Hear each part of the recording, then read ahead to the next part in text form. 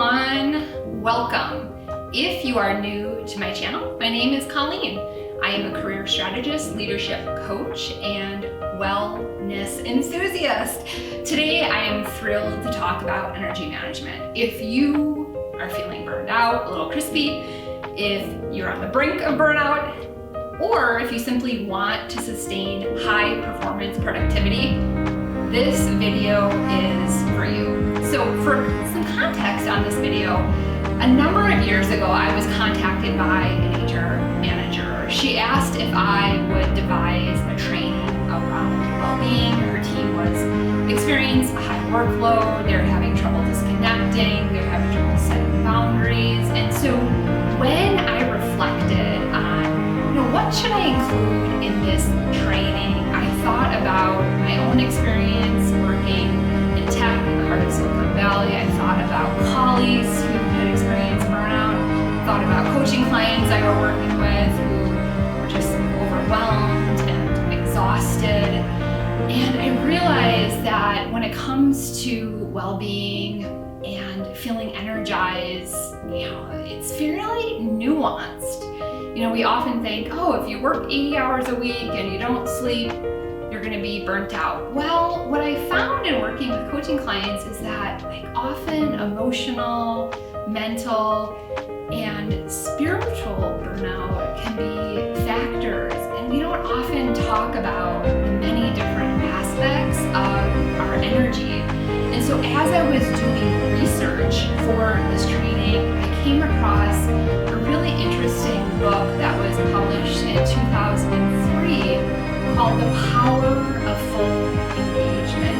Managing energy, not time, is key to performance, health, and happiness. The authors are Dr. Loehr and Schwartz, and they have spent decades really researching the top athletes in the world, and they developed a corporate athlete training system. And so as a former athlete myself, I just have found it fascinating to think about, how do you sustain a high level of performance in the business world by incorporating, best practices from Olympic athletes. So if you're interested in the book, definitely check it out. I'm going to share a brief section, which I think is so relevant and really resonated with me. We live in digital time. Our rhythms are rushed, rapid fire, and relentless. Our days carved up into bits and bytes. We celebrate breadth rather than depth, quick reaction more than considered reflection. We skim across the surface, alighting for brief moments at dozens of destinations, but rarely remaining for long at any one time. We race through our lives without pausing to consider who we really want to be or where we really want to go.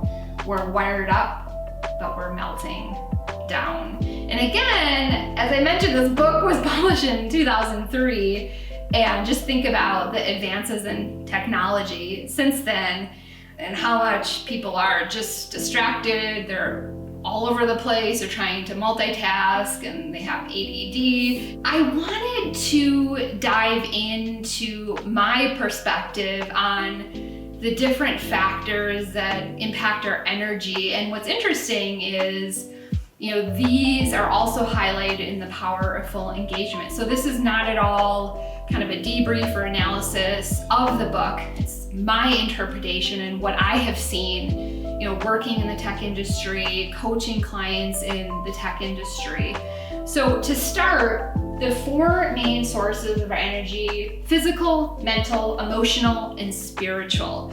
So to start with physical, I think it's really important to ask yourself a number of questions. What types of food really nourish me and give me energy versus drain me and potentially cause me to feel lethargic or depressed or anxious? And next, like, how much sleep do I need to feel my very best? There are those rare unicorns who can get 4 hours of sleep and feel fantastic. I'm not one of those people. I need a solid 8 hours, which is the other end of the spectrum. Some people need 8 or even more hours of sleep. So I think it's really important to just honor your body and understand, like, when do I feel refreshed and alert, and so forth. And then next, under physical, think about moving your body. It's so incredibly important to try to move every day and find an activity that you really love doing. You know, I'll hear people say, oh God, I don't like the Stairmaster. I can't go to the gym and get on the treadmill. Well, don't do it then. You know, figure out, like, if you love to go roller skating or play soccer or go hiking outside, then do those things. You know, find something, or dance, find something that just really, you know, brings you joy and helps you feel energized. So next we have mental energy. And what I found, especially in Silicon Valley, is that so many people are living solely from their left brain, and I definitely understand why. And they're solving complex engineering problems. You know, analytical skills are highly coveted. It's all about, like, being structured and, you know, thinking a certain way, showing up a certain way, and, you know, I definitely understand. However, you know, when we're cutting off kind of our right brain, that's where a lot of creativity and joy and dreaming big lies. And so when I would meet with clients who are feeling exhausted, I would ask them, like, what did you used to do when you were a child? And they would say, Colleen, I sang, I danced, I created art. You know, I would spend time just wandering outside. I'm like, do those things, you know, don't sit in front of a spreadsheet like your whole life, your soul will die. And so, you know, highly recommend, if you want to learn more about engaging your whole brain, check out Dr. Jill Bolte-Taylor. You may be familiar with her famous TED Talk, Stroke of Insight, where she shares her experience as a Harvard-trained brain scientist. I mean, the irony is unbelievable, of having a stroke that impacted the left hemisphere of her brain, and what she learned living from more of her right hemisphere, and how she essentially had to change her whole life and figure out, what is my identity after this experience. And so really appreciate Dr. Jill Bolte-Taylor's work. I think she is such a source of inspiration. So next we have emotional energy. And what I have seen, again, working in a corporate environment, especially one with very high performance expectations, living in Silicon Valley, where everyone is like the best of the best, really talented, driven, type A individuals, is that, you know, people would often suffer from comparison. You know, I have been astounded to hear coaching clients tell me, I feel like I've been a failure, and I'm looking at their resume, Harvard grad, you know, an SVP, like, so wildly successful. However, these clients are comparing themselves. They're thinking, well, I'm not so-and-so, fill in the blank billionaire. I haven't founded 4 or 5 companies. I think we all know who I'm referring to. And, you know, I really appreciate people shooting for the stars. I absolutely encourage people, you know, to reach their full potential and go for it, dream big. You know, however, we have to be very careful, you know, not to succumb to comparing ourselves to others who may have a different set of skills.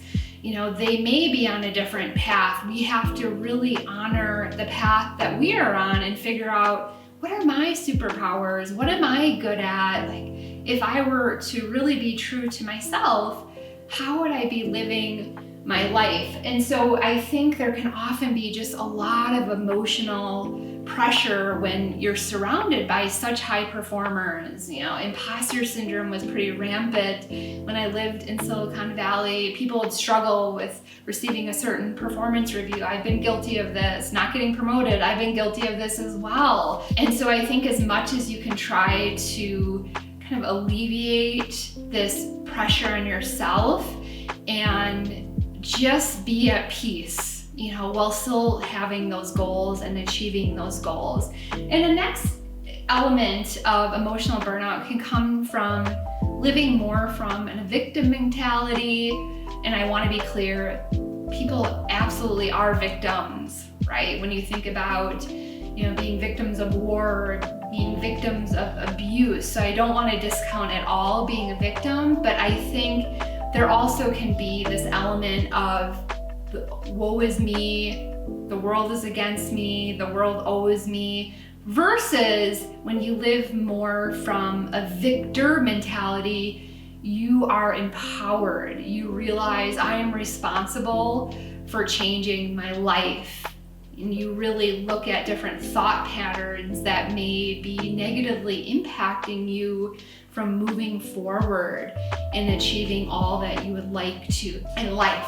So next we have spiritual energy. And I really appreciate Dr. Jim Loehr's comment in a Tim Ferriss podcast where he talks about really figuring out your purpose and how powerful it is in providing this wealth of energy. And I've seen this in my own family, different people in my life, clients who unfortunately have not found their purpose in life. And as a result, there can be this malaise, there can be this depression, this lethargy. They kind of can be sleepwalking through life. They haven't figured out their why. Why am I here? They haven't really reflected on, do my values align with my life? I think it's really important for every single person to determine what their purpose in life is. And I want to be clear, you don't need this grandiose purpose. Like, I'm going to cure cancer and I'm going to solve homelessness, right? While it's admirable and I highly recommend, if you're interested in these big topics that need to be addressed, go for it. But you also can have a purpose of being the very best parent possible. Your purpose could be, volunteering at an animal shelter. Your purpose could be expressing your creativity, which then helps to inspire others to express their creativity, whatever it may be. So with that, if you're interested in doing an energy audit and really diving into these 4 sources of energy, I would love to hear from you. I work one-on-one with individuals to help them transform the way they live, lead, and work. If you're simply just curious about, what energizes me and what drains me, I would love to hear from you. Please comment below and I will absolutely respond to you. So with that, it's a wrap. I really appreciate you joining today and look forward to you